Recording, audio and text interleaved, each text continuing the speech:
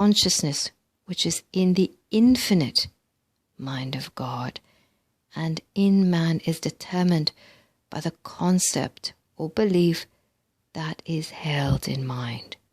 It is the belief in separation from spirit that has caused our forms to age and die. When we see that spirit is all and that form is constantly being expressed from spirit, then shall we understand that that which is born of or brought out of spirit is spirit.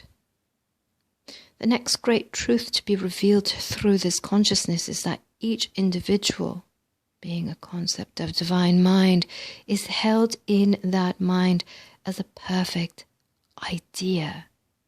Not one of us has to conceive himself.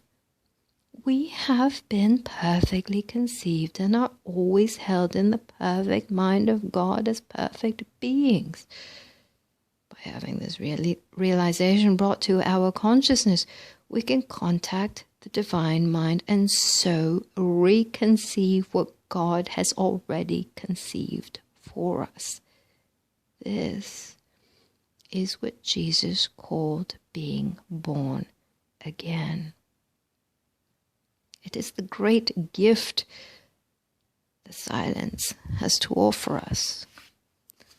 For by contacting the God mind, we can think with God mind and know ourselves as we are in reality rather than as we have thought ourselves to be.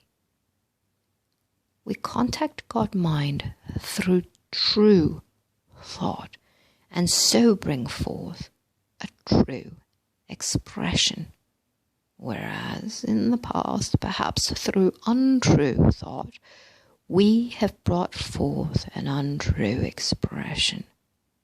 But whether the form be perfect or imperfect, the being of the form is perfect God power, substance, and intelligence. It is not the being of the form that we wish to change, but the form that being has assumed.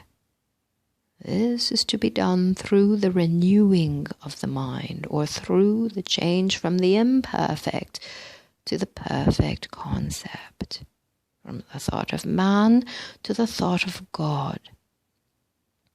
How important then to find God, to contact Him, to be one with Him, and to bring Him forth into expression. How equally important is the silence or the stilling of the personal mind, that the God mind in all its splendor may illumine the consciousness. When it does, then we shall understand how the Son of Righteousness, or right useness, shall rise with a healing in his wings. The mind of God flows consciousness as sunshine floods a darkened room.